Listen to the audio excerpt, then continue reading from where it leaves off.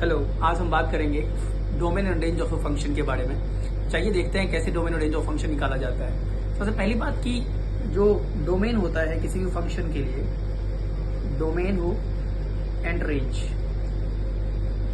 इन दोनों की हम बात करते हैं। किसी भी function y equal to f x के लिए हम जब एक ग्राफ प्लॉट करते हैं x एक्सिस और y एक्सिस, तो हम ये जानते हैं कि किसी फंक्शन में जो x की वैल्यू होती है, ठीक है, द वैल्यू ऑफ x की जितनी वैल्यू होती है, चाहे वो माइनस इन्फिनिटी से लेकर इन्फिनिटी तक चलेगी, कुछ भी वैल्यू, वो अपने आप में डोमेन कहलाता है। ठीक है, मतलब x एक्सिस पे लाई करने वाले सारे के सारे एलिमेंट डोमेन है।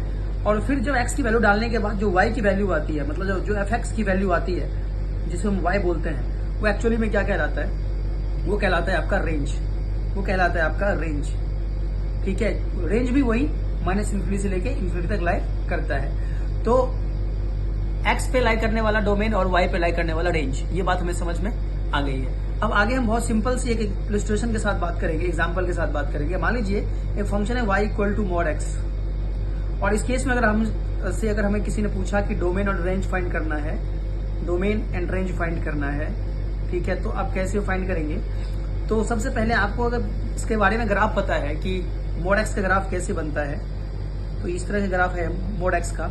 इसका मतलब कि माइनस इन्फिनिटी से लेकर इन्फिनिटी तक कोई भी वैल्यू एक्स जो है वो कहां से कहां तक, माइनस इन्फिनिटी से लेकर इन्फिनिटी तक, जिसको हम आर बोलते हैं, रियल नंबर बोलते हैं, कोई भी अगर आप लेते हो तो y की वैल्यू हमेशा क्या आएगी? पॉजिटिव रियल नंबर ही आएगी। मतलब 0 से लेकर इन्फिनिटी तक ही आने वाली है। चाहे आप -1 लो, चाहे आप 1 लो, दोनों ही केस में वैल्यू क्या आने वाली है?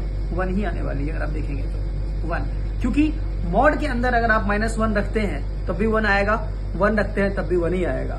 मॉड के अंदर आप -2 रखते हैं तब भी 2 आएगा, 2 रखेंगे तब भी 2 ही आएगा। इसका मतलब हम अगर -2 रखें या 2 रखें, हर केस में हमारे पास जो वैल्यू आएगी वो सिर्फ 2 ही आएगी। So whether we can take any value positive और negative from x axis, we have only value positive in the y axis. Okay, इसका मतलब डोमेन ऑफ द फंक्शन, अगर मैं डोमेन ऑफ f की बात करूंगा तो वो r हो गया, और range of the function R F की अगर मैं बात करूंगा तो वो हो गया आर प्लस। जब मैं आर की बात करता हूं तो दोनों की बात हो रही है, प्लस की भी और माइनस की भी, लेकिन रेंज में हम आर प्लस की बात कर रहे हैं। ये तो था मोड वाले फंक्शन का। अब एक बहुत अच्छा क्वेश्चन लिया गया है जो जेईई मेंस 2023 में पूछा गया था, मेरे ख्याल में 31 जनवरी का ये क्वेश्चन है।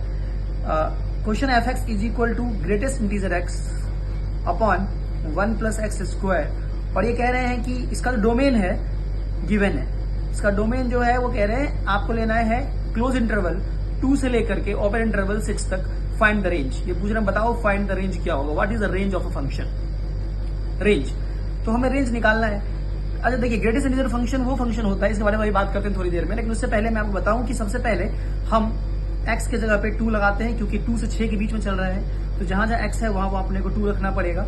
ये 4 हो गया, इसका मतलब ये 2/5 आ गया, क्योंकि 2 बाहर नहीं।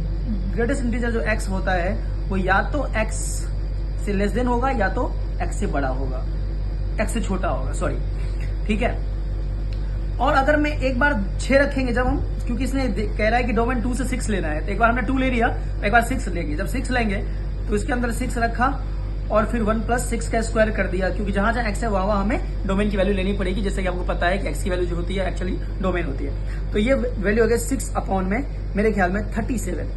तो अब ऑप्शन में जो इसका आंसर होगा, ऑप्शन में वो होगा रेंज जो है, बेसिकली जो रेंज है, ठीक है, फंक्शन का, वो होगा 2/5 से लेकर के क्लोज इंटरवल 6/37 ओपन इंटरवल के बीच जितनी वैल्यू होगी वही इसका आंसर होगा, और यही इसका जो है आंसर है। ठीक है, चलिए आज के लिए हम यहीं तक बात करेंगे, अगले वीडियो में और बात करते हैं। धन्यवाद।